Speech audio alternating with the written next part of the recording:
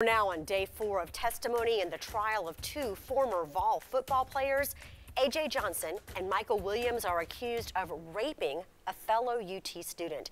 They say she's lying because she's embarrassed. Today, the KPD investigator on the case took the stand.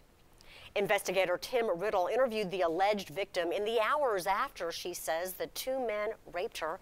He says it was more difficult to speak with the suspects and potential witnesses on the football team. He says he had to coordinate with the UT athletic department and interview them at the practice facility.